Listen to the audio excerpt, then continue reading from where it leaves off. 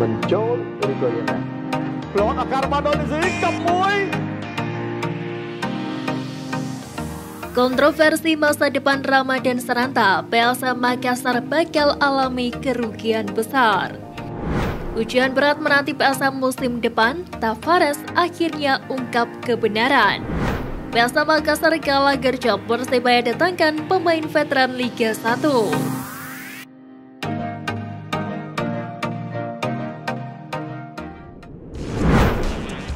PSM Makassar kalah gercep, Persebaya datangkan pemain veteran Liga 1.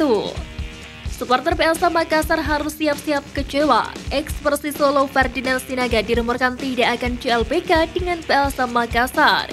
Ferdinand Sinaga dikabarkan lebih memilih berlabuh ke Persebaya Surabaya. Meski di Liga 1 2022 lalu Ferdinand Sinaga hanya mencetak 2 gol dan 1 assist. Nyatanya Persebaya Surabaya sukses dibuat kepincut oleh pesona ex-pemain terbaik Liga 1 2014 tersebut. Di lain sisi, hal positif dari perekrutan Ferdinand Sinaga, dia bisa menjadi mentor bagi penyerang muda Persebaya Surabaya. Mengingat secara rekam jejak pengalaman dan jam terbang sosok yang sudah tak perlu diragukan lagi kualitasnya. Terlebih pribadi Ferdinand Sinaga yang dikenal humoris bisa mendinginkan suasana ruang ganti Persebaya Surabaya di kala deadlock. Apabila berhasil mendatangkan Ferdinand Sinaga, maka Persebaya Surabaya berhasil mengalahkan pesaing-pesaing lainnya seperti Dewa United, PSM Makassar, dan juga Barito Putra. Gelar latihan perdana Arema FC pamerkan rekrutan baru. Arema FC memulai persiapan untuk mematangkan tim dalam menatap kompetisi Liga 1 musim 2023-2024 melalui program latihan di Lanut Abdurrahman Saleh Pakis, Kabupaten Malang. Dalam latihan perdana menyambut musim kompetisi baru tersebut, tidak semuanya terlihat di lapangan. Hanya 18 pemain, 4 diantaranya kiper yang turun ke lapangan hijau. Sementara 14 pemain lain sebagian besar adalah para anggota tim berjulukan Singoedan musim lalu. Mereka adalah para pemain yang pasti dipertahankan. Selain itu tampak sejumlah muka baru yang terselip di antara para pemain yang dipertahankan tim berjulukan Singoedan pada musim 2022 lalu. Namun para perekrutan baru itu semuanya berusia muda. Mereka rata-rata belum berpengalaman di Liga 1 karena ditempa oleh klub-klub di kompetisi Liga 2. Kontroversi masa depan Ramadan Sananta, PSM Makassar bakal alami kerugian besar. PSM Makassar semakin sulit melepas Ramadan Sananta ke Persis Solo atau Persija Jakarta. Apalagi setelah melihat penampilan Ramadan Sananta saat timnas Indonesia melawan Myanmar di Nasional Olimpiade Phnom Penh, Kamboja pada Kamis 4 Mei lalu. Boomer PSM Makassar tersebut mencetak 2 gol ke gawang Myanmar. Sementara itu Persis Solo dikabarkan siap bersaing dengan PSM Makassar dan Persija Jakarta untuk mendatangkan Ramadan Sananta. Meski begitu, kabarnya Ramadan Sananta telah sepakat memperpanjang kontrak bersama PSM. Namun tanda tangan kontrak Ramadan Sananta bersama PSM Makassar baru akan dilakukan setelah SEA Games 2023. Tentu ini wajib menjadi perhatian serius bagi PSM Makassar untuk mempertahankan wonderkid andalannya. Pasalnya Persis Solo akan memanfaatkan kesempatan ini untuk bisa menggait Ramadan Sananta sebelum tanda tangan kontrak. PSIS Semarang bongkar pasang pertahanan, nama pemain andalan timnas ikut terseret. Menatap kompetisi musim depan, PSIS Semarang belajar banyak dari kegagalan musim lalu. Kini PSIS melakukan bongkar pasang lini belakang dengan turut membawa nama Pratama Arhan. Pasalnya, lini belakang PSIS sangat mengecewakan sepanjang 2022-2023. Ada banyak kesalahan individual maupun sistem bertahan yang membuat gawang mereka sering kebobolan.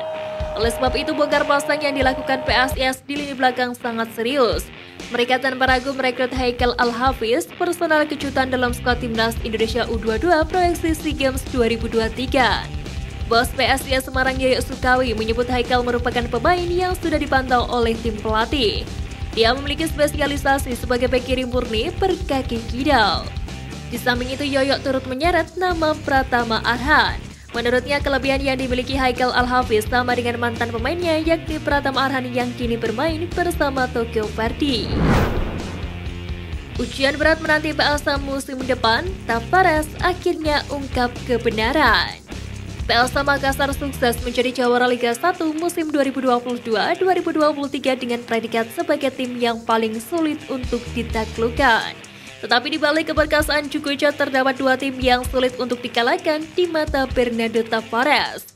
Sepanjang perjalanan kompetisi Liga 1 musim 2022 lalu, tim besutan Bernardo Tavares hanya merasakan 3 kali kalah dari 34 laga yang telah dilakoni. Kekalahan pertama PSM dirasakan saat format kompetisi berubah menjadi sistem bubble. Cukuca takluk dari Madura United dengan skor 0-1. Kemudian PSM Makassar kalah dari Persija Jakarta dengan skor 2-4. Dan yang terakhir saat away ke markas PSIS Semarang, Cukuca takluk 0-4. Dari 3 hasil buruk PSM, Bernardo Tavares menyebut tim pertama yang sulit dikalahkannya adalah Persija Jakarta yang sama sekali tidak bisa dikalahkan PSM di musim lalu. Dari 2 kali bertemu, Macan Kemayoran sukses mengimbangi PSM di Parepare dan menang 4-2 di kandang sendiri. Selain Persija, Bernardo juga menegaskan jika lawan terberat timnya adalah PSIS Semarang. Ia menilai kekalahan telak tak lepas dari tuan rumah Laskar Maesa Jenar di pertemuan kedua, menggambarkan jika PSIS merupakan tim yang kuat. Oleh karena itu, Bernardo Tavares berharap di musim depan PSM Makassar bisa lebih tangguh untuk dapat mengalahkan kedua tim tersebut. Dituding minim budget transfer, pelatih Arema FC beri bantahan berkelas. Arema FC mengambil kebijakan berbeda dibanding musim-musim sebelumnya dalam memulai persiapan tim menatap Liga 1 musim depan. Sebagai tim yang berkompetisi di Liga 1, Arema FC tentu harus menghimpun kekuatan dengan materi pemain berpengalaman baik lokal maupun asing.